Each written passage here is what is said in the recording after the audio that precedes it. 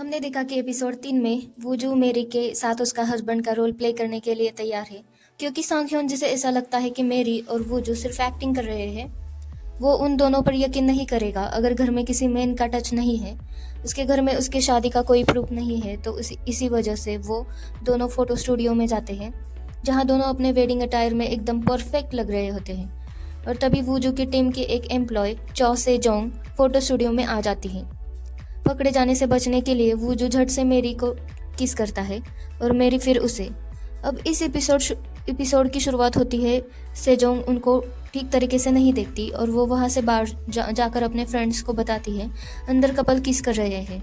तो वो पूछ लेती है क्या वो तुम्हारे टीम हेड है। तो उसने वूजू को सिर्फ पीछे से देखा है, तो वो भी कंफ्यूज है। अब इधर मेरी और वूजू एकदम तैयार होते हैं। घर में भी उन दोनों की सभी चीज़ें रख देते हैं, उनका वेडिंग फोटो घर में लगा देते हैं और वो दोनों कपल आउटफिट पहनकर सांगू जो घर में आने वाला है उसका वेट करते हैं। मेरी वजह से उनके रिलेशनशिप डिटेल्स भी याद करवा देती है, जैसे कि वो कैसे मिले थे और हनीमून पे कहाँ गए थे, ताकि अगर कोई पूछे तो वो नेचुरल लगे। मेरी वूजू को अपनी स्टोरी बताती है कि वो उसके एक्स बॉयफ्रेंड वूजू को कैसे मिली थी, जिसने उसे पानी में डूबने से बचाया था। बातों बातों में ही पता चलता है कि मेरी ने उसके एक्स बॉयफ्रेंड के लिए उसकी फीस और उसके नए घर के लिए भी पैसे दिए थे। वूजू को भी ये सुनकर उसके बॉयफ्रेंड पर गुस्सा आता है, तो वो मेरी को समझाता है कि एक दिन वो किसी ऐसे इंसान से मिलेगी जो उसके पैर का फायदा नहीं उठाएगा। मतलब साफ है कि वूजू खुद ही उस जगह पर फिट बैठ रहा है। तभी मेरी को सांगह्योन का कॉल आता है। सांगवू जो मेरी और वूजू के घर आने वाला था, उसका अचानक घर आने का प्लान कैंसिल हो जाता है। उन्हें पता नहीं होता कि सांगवू असल में जिनयोंग के हॉस्पिटल में है, जो अपनी नकली चोट का बहाना बनाकर वहां एडमिट हुआ है, ताकि अपने लेटेस्ट झगड़े को जिम्मेदारी से बचा सके, जिसे सांगह्योन ने पैसे देकर बात को दबाया है। अब फिर भी वूजू जाने की बजाय मेरी के साथ बैठकर उसके डिजाइन पर बातें करता है, जो मेरी ने म्योंग सदोंग कंपनी के लिए मेस्कॉट्स तैयार किए हैं। मेरी बताती है उनमें से एक मेस्कॉट उसके पहले प्यार से इंस्पायर्ड है, और क्योंकि वो दोनों बचपन में एक दूसरे को जानते थे, ये लगभग तय है कि मेरी का पहला प्यार वूजू ही था। इसलिए जब वूजू उसी मेस्कॉट पर ताने मारता है तो सीन और भी मजेदार बन जाता है। जब मेरी वूजू से अपने बचपन के प्यार में पूछ लेती है, तो वो उसका कोई पहला प्यार नहीं था ऐसा कहकर बात टाल देता है। वूजू मेरी से बातों बातों में इतना खो जाता है कि उसके डिजाइन आइडिया सुनते सुनते ही उसे वक्त का अंदाजा ही नहीं रहता। उसे याद ही नहीं रहता कि उसी शाम को वो और जिनयोंग का मिलने का कोई प्लान था, जब तक कि उसका फोन नहीं आता। पर वूजू को आने में देर लगेगी तो वो प्लान कैंसिल कर देती है। असल में जिनयोंग उस दिन वूजू को प्रपोज करने वाली होती है, तो वूजू नहीं आ सकता। इसी वजह से वो बहुत सैड है और वो अकेले ही बार में जाकर ड्रिंक करने लगती है। तभी वहां पर उसके बगल वाली सीट पर सांगह्योन आकर बैठता है, जो अपनी ओवर बॉस झगड़ालू बॉस की वजह से परेशान होकर थोड़ा रिलैक्स होने आया है। अब जिनयोंग जो उसने सुबह ही उसकी बॉस से उसकी इंसल्ट करते हुए देखा था, तो वो सांगह्योन से बार में बात करने की कोशिश करती है, ताकि दोनों अपने अपने दुख शेयर कर सके। लेकिन सांगह्योन का मूड ऐसा है कि उसे बस शांति चाहिए, तो वो जिनयोंग को जानता नहीं है ऐसे कहकर उसे चुप करा देता है। अब इधर वूजू के घर पर सभी घर वाले डिनर कर रहे होते हैं, तो वूजू की आंटी जानबूझकर उसे अपने पेरेंट्स की याद दिलवा देती है। वूजू इससे सैड होता है, तभी अपने रूम में चला जाता है, तो उसके अंकल और दादी आंटी को डांट कर चुप रहने के लिए कहते हैं। अब बात करें उसी एक्सीडेंट के जिसने वूजू के पेरेंट्स की जान ली थी, तो सच्चाई काफी शॉकिंग है। वूजू का अंकल ही उस हादसे के पीछे था।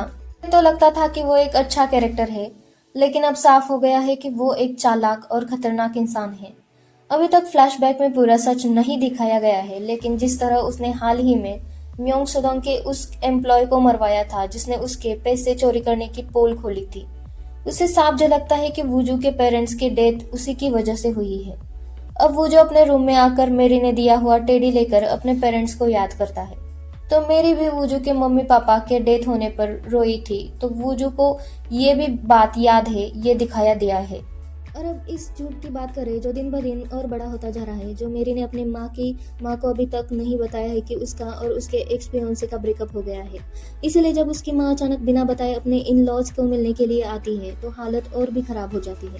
खासकर इसलिए क्योंकि ठीक उसी दिन वो आ जाती है जब मेरी म्योंग सदोंग कंपनी के सीईओ के सामने बड़ी प्रेजेंटेशन दे रही होती है। ऊपर से माँ का प्लान होता है कि पहले तो वो मेरी के इन लॉज से मिलेगी, फिर मेरी से।